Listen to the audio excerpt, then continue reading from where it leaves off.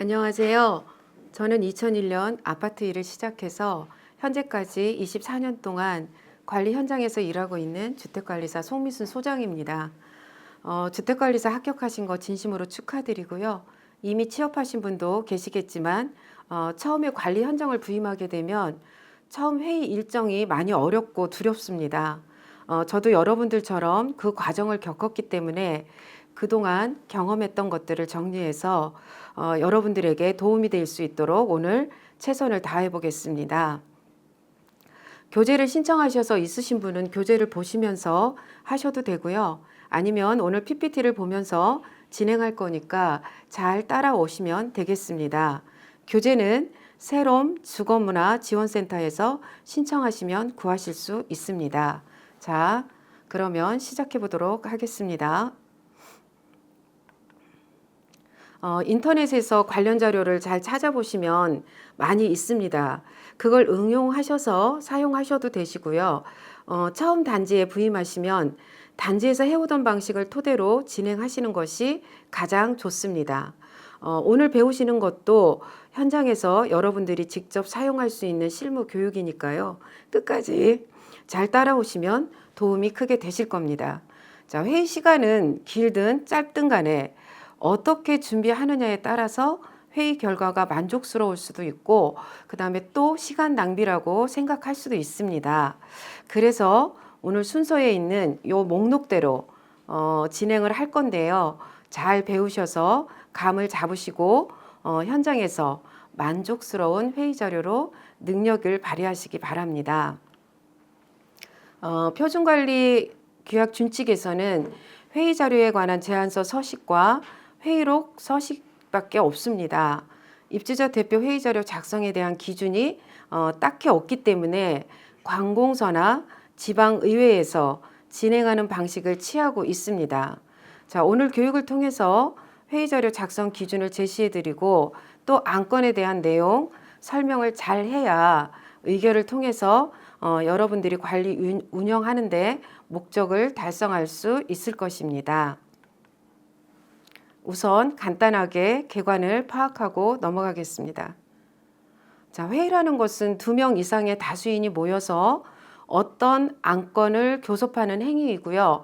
다수결로 의사를 결정해 나가는 진행 절차를 말합니다.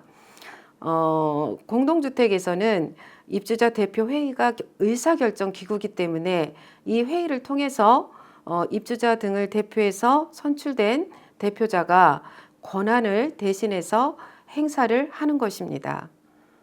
이때 부의 안건에 대하여 합리적인 해결 방안을 모색하고 결정함으로써 장래의 불확실성을 제거하는 일이 의사결정입니다. 자, 그 다음에 회의 자료란 동대표 회의에서 의사결정에 필요한 안건에 대한 토의 정보를 체계적으로 종합 정리한 기록문이고요. 일명 제안서라고도 합니다. 제안서뿐만 아니라 여기에는 업무보고서, 평가자료, 민원사항, 검토보고서, 사업사 선정에 필요한 참고자료를 모두 포함하고 있습니다. 두 번째로 입주자 대표회의의 기능 중 입주자 대표회의 구성, 법적 지위와 책임, 의결할 수 있는 사항을 살펴보겠습니다.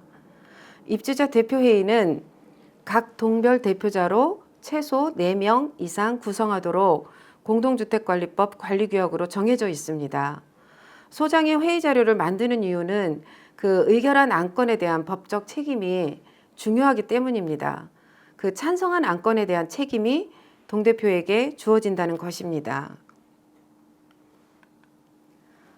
따라서 대표회의가 의결할 수 있는 사항이 영제 14조에 정해져 있습니다.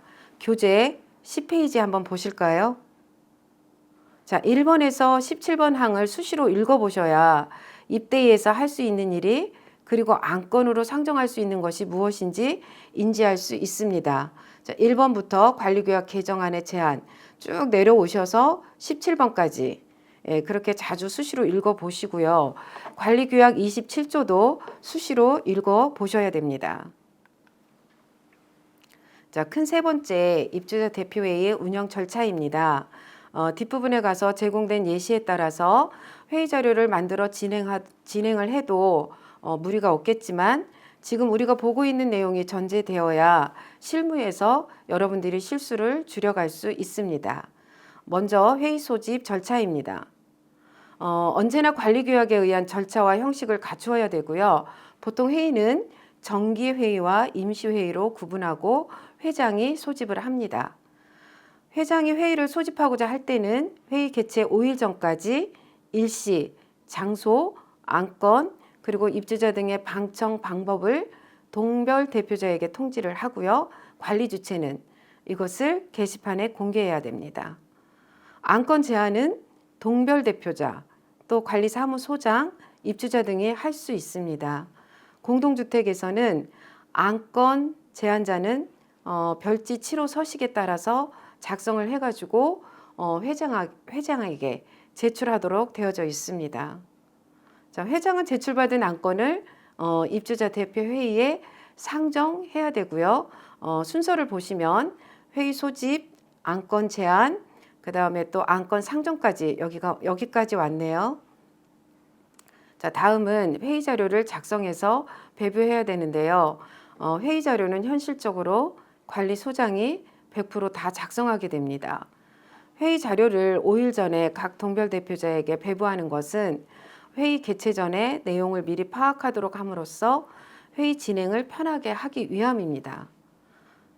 예전에는 회의 자료를 하루 전에 배포하기도 했는데 최근에 경기도 관리규약 준칙 20차 개정에서 관리 자료를 포함해서 5일 전에 통지하도록 하고 있습니다.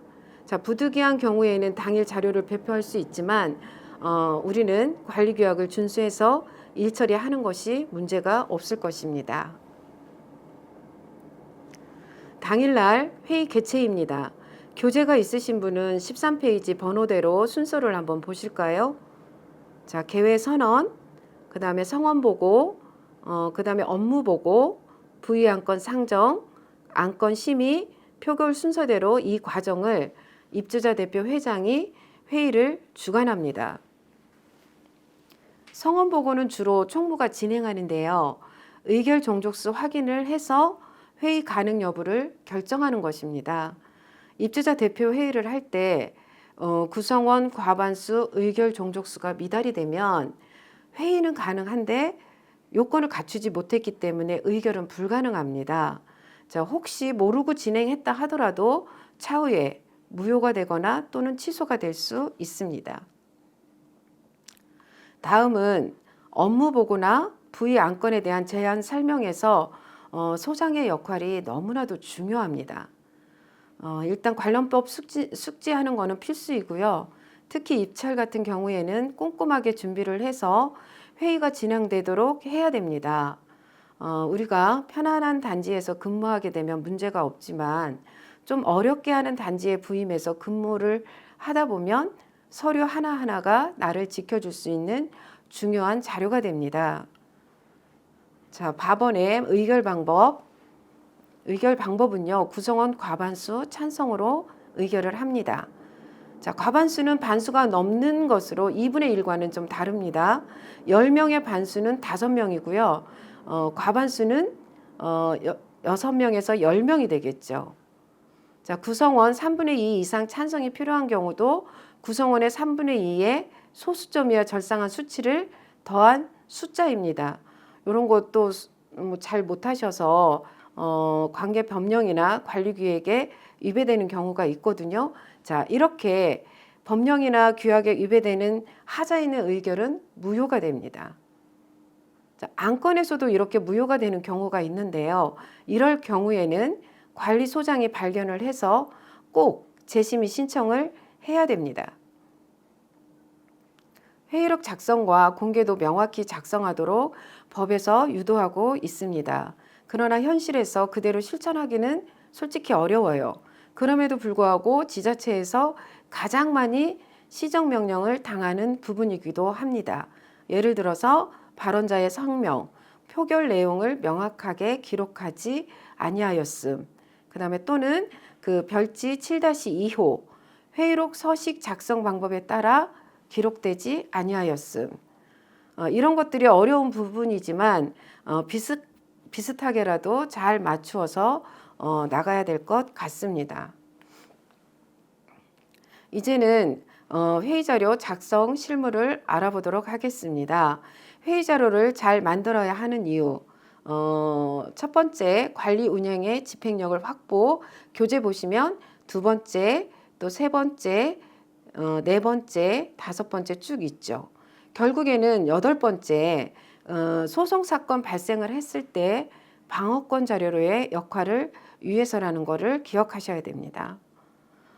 두 번째, 회의 자료를 작성할 때는 짧고 간결하게 작성을 하시고요. 그 속에 정답, 핵심이 보이도록 대안을 제시해 주어야 됩니다. 사전에 안건에 대한 내용을 대표 회장이나 임원과 협의를 해서 방향을 잡아가시는 것도 결과 도출에 가깝게 되겠죠. 가급적 이해하기 쉽도록 작성을 해야 됩니다. 보충 설명이 필요한 경우에는 보조 자료를 준비를 하거나 관계자를 배석해서 설명하게 할 수 있도록 조치도 필요합니다. 하시다 보면 자기만의 이제 폼이 생기게 되거든요. 이제 자기만의 폼을 마련해서 가지고 있으시면 매달 반복해서 사용하시면 좋으실 것 같습니다. 세 번째는 매달 이번 달 안건은 뭐가 있지? 자료를 뭐로 하지? 고민이 되실 때가 많을 거예요. 안건 채택을 제일 빨리 파악을 하려면 그 월별 관리 매뉴얼, 그 다음에 또는 전년도 회의 자료를 참고하시면 되시고요. 필요에 따라서 단지에 있는 현안 과제나 입주자 대표 회의에서 요구했던 거, 또는 시설물 교체, 또는 보수 등이 있을 것입니다. 그것도 안 되면 3년치 입주자 대표 회의 자료를 검토해서 1월이면 2024년도 1월 거, 또 2023년 1월 거를 비교 검토하셔서 안건을 잡으시면 되실 것 같습니다. 채택된 안건의 자료 수집을 저는 주로 인터넷 검색을 통해서 사례 등을 좀 살펴보고요. 법적으로 일단 문제가 없는지, 또 과거에는 어떻게 처리했는지 모아서 작성을 해나갑니다.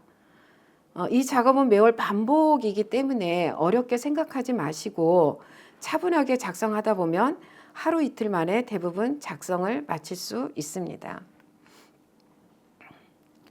대표회의 안건 종류를 구분해 보면 입주자 대표회의 승인이 필요한 경우와 용역업체 선정, 입찰 및 재계약의 경우, 그 다음에 또 시설물 보수나 공사 물품 구입, 굵직한 탄지 현황 등이 있습니다. 자, 승인이 필요한 경우는 관리비 부과 명세서 심의, 예산 집행, 사업 실적, 결산 보고 등이 있고요. 용역업체 선정, 입찰, 재계약의 경우는 매년 또는 2년에서 3년마다 반복적으로 이루어집니다. 재계약과 입찰에 따른 양식과 작성 방법을 좀 달리 해주셔야 되고요. 안건 등을 살펴보면 위탁관리, 그 다음에 경비업체, 청소업체, 소독업체 선정 등이 있습니다. 만약에 관리 주체가 관리소장이 재계약이 필요하다고 판단이 되신다면 사전에 별지 제14호 서식을 작성을 해서 2주간 게시하고 이 신청을 받아야 됩니다. 세 번째는 그 시설물 유지관리 보수, 공사업체 선정 등 입찰이 예정된 경우입니다. 사안에 따라서 공사가 큰 경우는 두세 번 정도 검토 과정이 필요하겠죠. 또 자료도 방대할 수밖에 없습니다. 수의 계약이 됐든 공개 경쟁 입찰이 됐든 주택관리업자 사업자 선정 지침에 따른 절차가 정말로 중요합니다. 큰 공사일 경우에는 그 업체 간의 이해관계가 얽혀 있기도 하고 또 금액이 크다 보니까 바라보는 시선이 곱지 않는 경우에는 지자체에 민원을 넣는 경우도 있더라고요. 자, 그럴 때 절차에 따라서 자료를 잘 준비하셔야 문제가 됐을 때 잘 대응할 수 있으시겠죠. 자료가 부실하면 잘못이 없어도 문제가 되는 경우가 많이 있습니다. 주변에 지자체로부터 어려움을 겪으시는 소장님을 보면 가장 안타까운 게 자료를 부실해서 내놓을 게 없다 보니까 해명이 어려워요. 그러나 해명할 수 있는 자료가 있다면 얼마든지 의견 제출을 통해서 문제를 해결할 수 있습니다. 자, 이 외에도 동대표 선거나 하자보수 협의, 또 관리규약 개정하는 거, 장기 수선 계획 검토, 2년에서 3년 단위로 준비를 해야 할 굵직한 회의 자료들이 있습니다. 처음부터 이런 굵직한 업무를 진행하는 것은 어렵지만 선배 소장님이나 관련 밴드 또 카페 등에서 기초 자료 도움을 받으셔서 응용하시면 되실 것 같습니다. 추가적으로 참고사항을 좀 살펴보겠습니다. 매번 회의 준비를 할 때 저는 이 순서대로 준비하고 있습니다. 1번부터 7번까지 있는데요. 회의 2주일 전에 입주자 대표 회장에게 회의 개최 일정과 및 안건 요청을 하고요. 그 안건에 따라서 회의 자료, 첨부 자료를 포함한 자료를 만들어서 관리사무소에서 관리과장과 격리와 함께 내부 검토를 합니다. 그 다음에 회의 5일 전에 공고문 게시를 하고 회의 자료를 각 동대표에게 배부를 합니다. 회의 당일에는 주요 안건의 전반적인 내용 숙지와 쟁점 사항에 관한 객관적이고 소신 있는 입장을 정리해 둡니다.